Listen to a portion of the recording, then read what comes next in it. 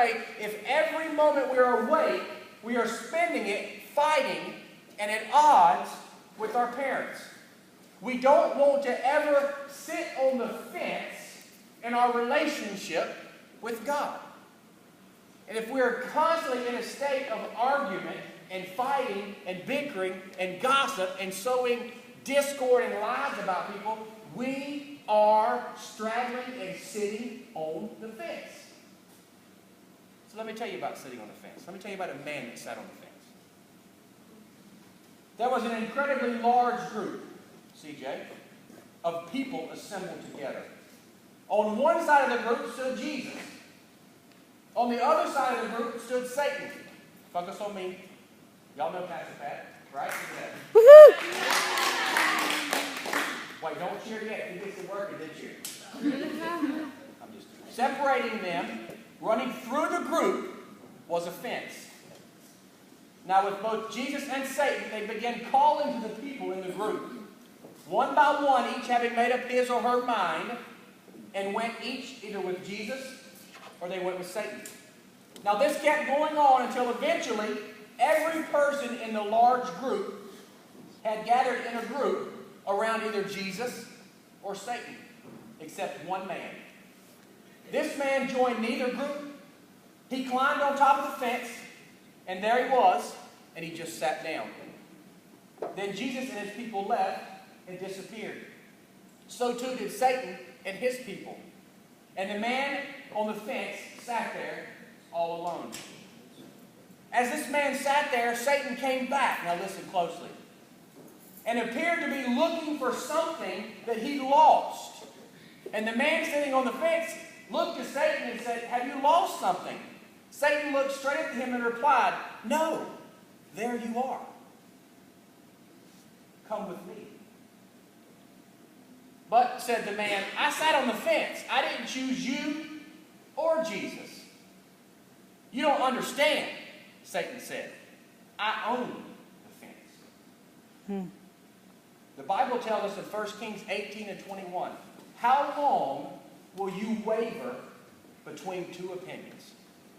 The Word of God tells us, choose you this day who you are going to serve. We can't serve both. We've got to decide who I'm going to live for, who I'm going to stand for. Don't straddle the fence. Don't jeopardize your relationship by bickering and fighting with friends or family or parents. If you claim to be the child of God that you are, then God can help you get control of that and it not consume you and your life. Are we going to have disagreements? Yes. Are we going to argue? Yes. Should it come to blows? No. Should it cause us to do things we're going to regret? No. You know why? Because you have Jesus inside of you, child of God. So you should be able to draw the line and stop before it gets to a place where you do something very, very hurtful. Know who your enemy is. It's not your friends. It's not your family. It's the devil. It's the devil that knows how to push your buttons.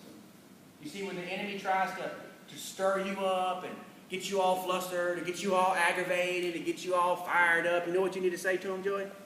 You just say, "Talk to them." But don't do that to your parents. Because that will get you grounded. And really don't put your hand into your friend's face. But when the devil tries to talk to you, you need to not have a conversation with him. You need to not entertain that and not worry about it. So they're talking about me, so I'm going to talk about them. They're not your enemy. Number 2, a spark that will grow. In the Message Bible, James chapter 3, verses 5 and 6.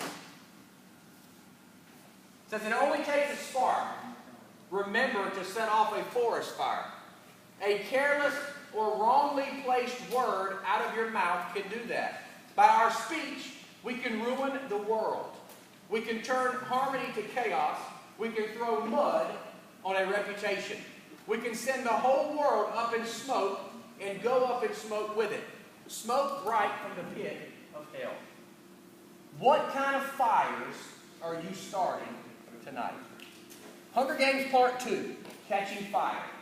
What kind of fire are you starting? Anybody ever been camping and tried to start a fire? No? You're propane, aren't you? Yes?